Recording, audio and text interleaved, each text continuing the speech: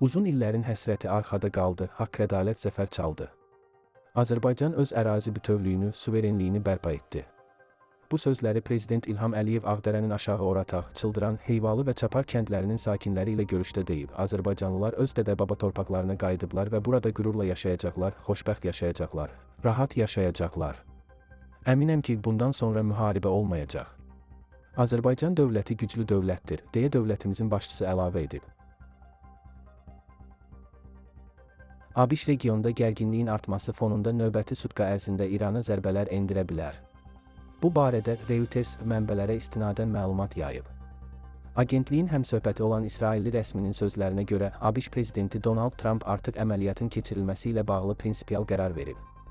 Bununla belə, mümkün hərbi müdaxilənin dəqiq vaxtı və miqyası hələlik aydın deyil.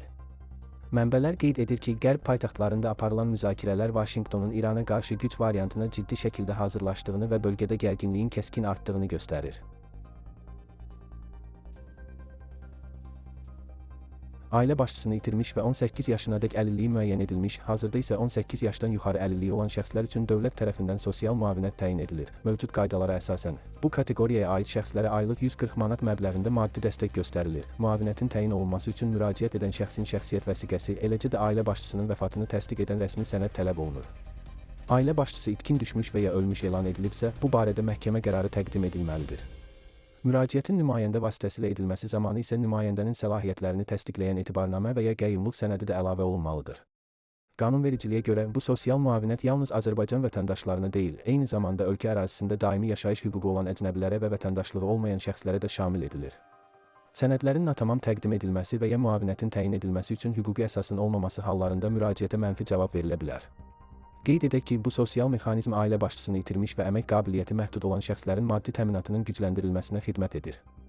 Vətəndaşlara müraciət zamanı sənədləri tam və düzgün formada təqdim etmək tövsiyə olunur. Yanvarın 14-də bir qrup İranlı etirazçı İslam Respublikasının Berlindəki Almaniya səfirliyinə daxil olub. Bu barədə məlumat sosial şəbəkələrdə paylaşılıb. Yayımlanan video görüntülərdən aydın olur ki, etirazçılar İran bayrağını endiriblər. Bu addımlarını sosial şəbəkədə İranlı fəallar belə izah ediblər.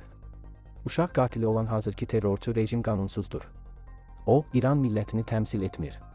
Bu səfirliklər də İrana deyil, İranlılara məxsusdur. Xatırladaq ki, 2025-ci il dekabrın 29-da Tehranda İran realının kəskin düşməsi səbəbindən ticarətçilərin etiraz aksiyaları başlayıb. Bir gün sonra etirazlara tələbələr də qoşulublar. Narazılıqlar qısa müddətdə İranın əksər iri şəhərlərinə yayılıb. 2026-cı il yanvarın 2-də vəziyyət daha da gərginləşib. Şəhər küçələrində naməlum silahlı qruplar peyda olub. Etirazçılarla hüquq mühafizə orqanları arasında silahlı toqquşma halları artıb. İxtişaşların zirvəsi 8 yanvar axşamına təsadüf edib. Bu zaman ən azı 12 mülki vətəndaş, o cümlədən bir uşaq həlak olub. Hakimiyyət orqanları 25 hüquq mühafizə əməkdaşının həlak olduğunu bildirib. Tehran meri Əlirza Zakani deyib ki, etirazçılar paytaxtda 25 məscidi yandırıb, 26 bank, 3 tibb mərkəzi, 10 dövlət müəssisəsi, 48 yanğın söndürən maşın, 42 avtobus və təcili yardım maşını, həmçinin 24 mənzilə ziyan vurublar. İran hakimiyyəti ixtişaşçıları terrorist adlandırıb və hadisələrin təşkilində İsrail və ABŞ-ni təqsirləndirib. Azərbaycanda ürək-damar xəstəliklərinin artması ciddi narahatlıq doğurur. Son illər bu tip xəstəliklər təkcə yaşlılar arasında deyil, gənclər arasında da daha tez-tez qeydə alınır. Statistik göstəricilərə əsasən Azərbaycan ürək-damar xəstəliklərindən ölüm hallarına görə dünyada ön sıralarda qərarlaşır və ölüm yaşının ildən-ilə cavanlaşması diqqət çəkir. Mütəxəssislər xəstəliyin gəncləşməsini stresli həyat tərzi, hazır və qeyri-sağlam qidalar, yuxu rejiminin pozulması, eləcə də zərərli vərdişlərlə əlaqələndirirlər. Bu risk faktorları ürək sağlamlığına ciddi təsir göstərir və xəstəliklərin erkən yaşlarda ortaya çıxmasına səbəb olur. Mövcud vəziyyəti nəzərə alan Azərbaycan dövləti ürək-damar xəstəliklərindən əziyyət çəkən vətəndaşların sağlamlığının qorunması istiqamətində mühüm addımlar atır. Belə ki, bu kateqoriyaya aid xəstələr üçün dərman təminatı ödənişsiz şəkildə həyata keçiriləcək. İcbari tibbi sığorta üzrə Dövlət Agentliyi tərəfindən təşkil edilən mexanizmə əsasən vətəndaşlar ambulator müalicə zamanı həkim tərəfindən yazılan resept əsasında dərmanlarını pulsuz əldə edə biləcəklər. Ürək-damar xəstəlikləri üçün nəzərdə tutulan dərman vasitələri elektron reseptlə təyin olunacaq. Həmin dərmanlar icbari tibbi sığorta üzrə Dövlət Agentliyi ilə müqaviləsi olan apteklərdə ödənişsiz təqdim ediləcək. Bu apteklər xüsusi loqolarla işarələnəcək ki, vətəndaşlar dərmanları əldə edərkən əlavə çətinliklərlə üzləşməsinlər. Bu addım həm xəstələrin maddi yükünü azaltmağa, həm də ürək-damar xəstəlikləri ilə mübarizədə effektivliyi artırmağa xidmət edir. ABŞ prezidenti Donald Trump Truth Social sosial şəbəkəsində paylaşdığı postda Danimarkanın Qrenlandiyadan dərhal çıxmasını tələb edib. O, bu çağırışı NATO vasitəsilə etdiyini bildirib. NATO, Danimarkaya deyin ki, buradan, Qrenlandiyadan, dərhal yığışıb getsinlər. 2 xizək dəstəsi kifayət deyil. Bunun öhdəsindən yalnız ABŞ gələ bilər, deyə Trump yazıb. Amerika lideri bu açıqlamanı ABŞ dövlət katibi Marco Rubio və vitse-prezident J.D. Vance'in Ağ Evdə Danimarkanın Xarici İşlər naziri Lars Løkke Rasmussen və Qrenlandiyanın Xarici İşlər naziri Vivian Motzfeldt ilə Qrenlandiyanın gələcək statusu ilə bağlı keçiriləcək görüşdən bir neçə saat əvvəl paylaşıb. Qeyd edək ki, Trump 2026 ilin yanvarında ABŞ-nin milli təhlükəsizliyini təmin etmək məqsədilə Qrenlandiya ərazisini ələ keçirmək planları barədə bəyanat vermişdi. Daha sonra o, ABŞ-nin adanı bu və ya digər yollar əldə edəcəyini vurğulamışdı. Danimarkanın baş naziri Mette Frederiksen Qrenlandiyanın ələ keçirilməsinin NATO üçün son ola biləcəyini bildirib. Qrenlandiyanın baş naziri Jens Frederik Nielsen isə Qrenlandiyanın satılmadığını və əhalinin Amerikalı olmaq istəmədiyini deyib.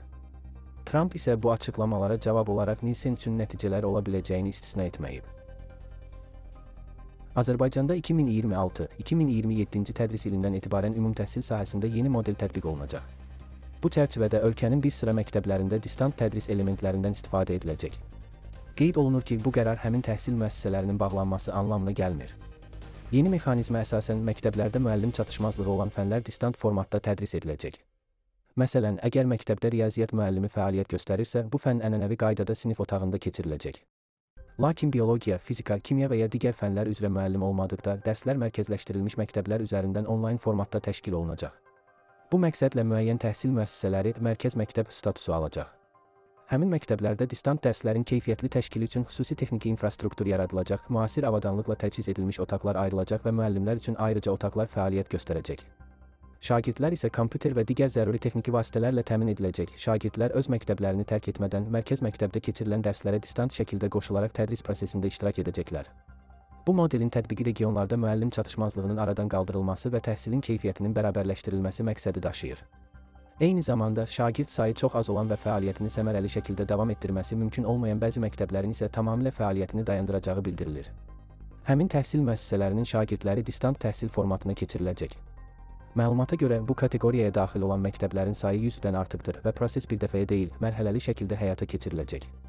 Qeyd edək ki, bu yanaşma düzgün icra olunacağı təqdirdə həm müəllim resurslarından daha effektiv istifadə olunmasına, həm də ucqar ərazilərdə təhsilin əlçatanlığının qorunmasına imkan verəcək.